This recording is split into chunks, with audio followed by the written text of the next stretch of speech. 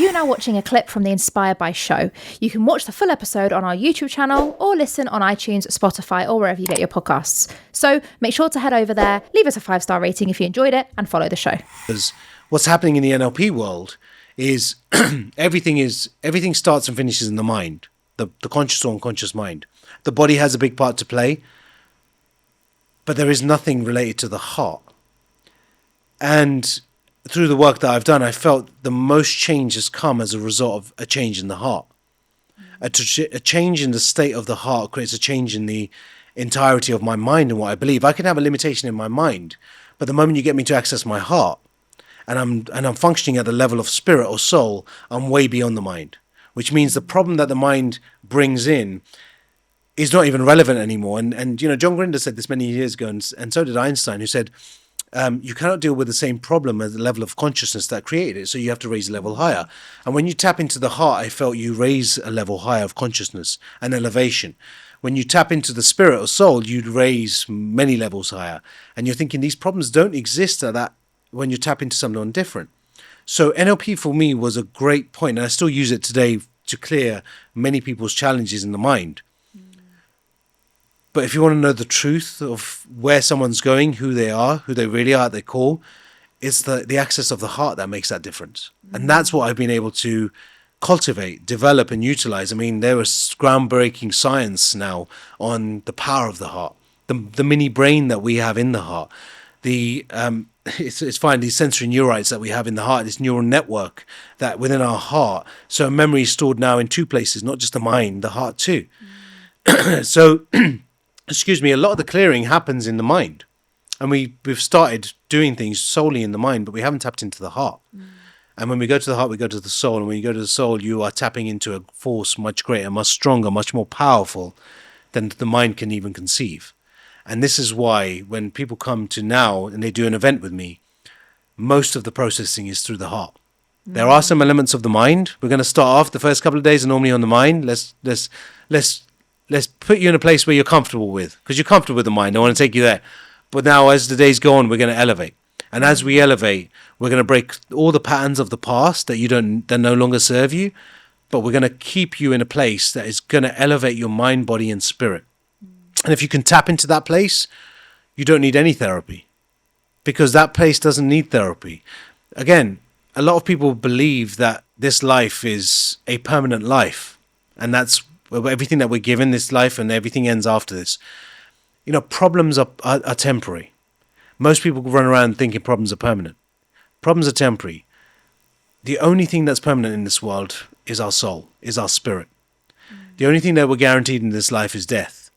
And the only thing that we know about death, even this body, is temporary. But the spirit can get beyond anything. And once we tapped into that, I felt, beyond NLP, I felt that it gave NLP enhanced as a result of actually tapping into something different.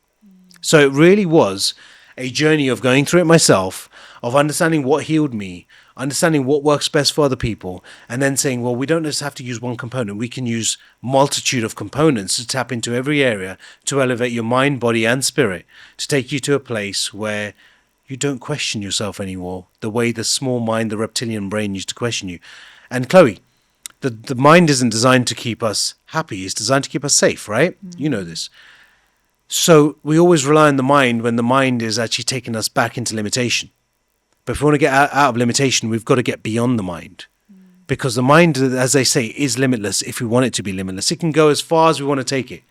But it also requires the aid of the heart and soul to take you there. Yeah. Without that, it's not aligned. And it really isn't. Imran, what would you say to anyone? Because we're talking about limits and being limitless. And I've been on such a journey around you and with some incredible entrepreneurs in this space over the last sort of 10 years. If you'd have said to me 10 years ago that I'm limitless and I need to connect my spirit and my soul, I probably would have laughed. Yep. And that's just me being honest, because that was where my headspace was at. That was my environment. I was, an accountant or a director of an accountancy firm by the end. So I wasn't into the woo-woo, as we call it now. So for anyone that is maybe they're listening to this or watching this going, that's all well and good, but I feel like I'm so far away from that, or feel like there are limits around them that and they feel are not in their control, done intentionally. Yeah. What would you say, or what advice would you give to those people feeling like that right now? I think, you see, most people's problems come from thinking. And if you're gonna use the very same source that caused the problems in the first place to try and get you out of the problems, you're deluded. All right, you're just you continuously create more patterns of confusion and chaos. So if you stay in the mind, and the mind is the very thing that caused you that problem, people ask me, well, how is it different? Well, I say, well, the world is what you think, but there's a world that exists beyond your thinking. But to access that world, you have to access a different way of thinking. And it's not even thinking sometimes, it's just being. Sometimes just being makes you feel that I don't need to access the mind to just be.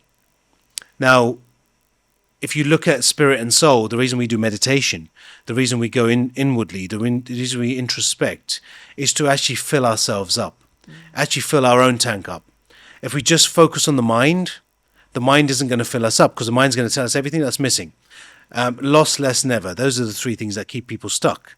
Things that we're going to lose. Oh my God, there's these things around us we're going to lose, so we've got to create scarcity and stay stuck with them. And we're going to have less of something, and someone's going to have more of them. Comparisons, they don't work. Never. Never will I be able to do this. Never be able to do that. Most people focus on what's missing, not what's already there. What they haven't got, not what they have got. And this is the design of the mind. This is the formation of the mind. So if the mind was formed in the real great way, if we were all monks on a mountain and the mind was cultivated in the way that it should have been, I don't think we would be having this conversation.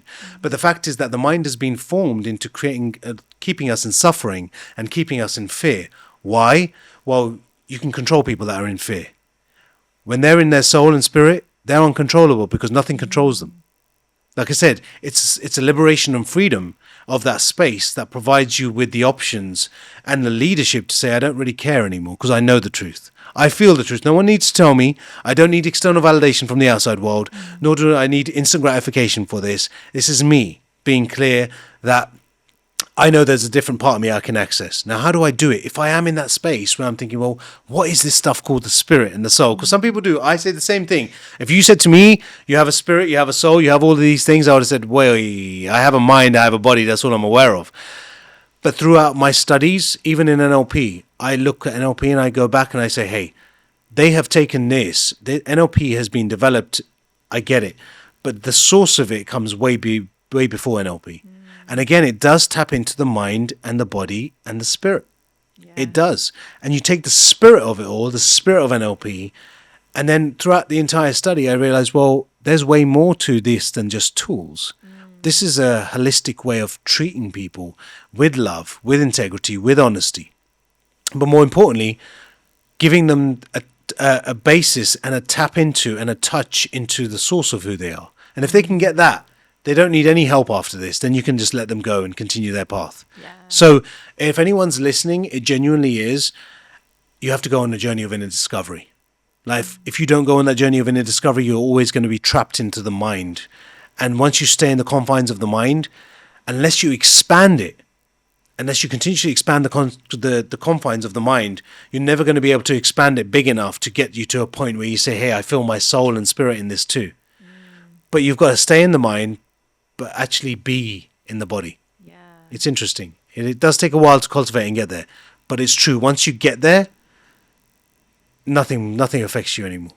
That's really so powerful, Imran.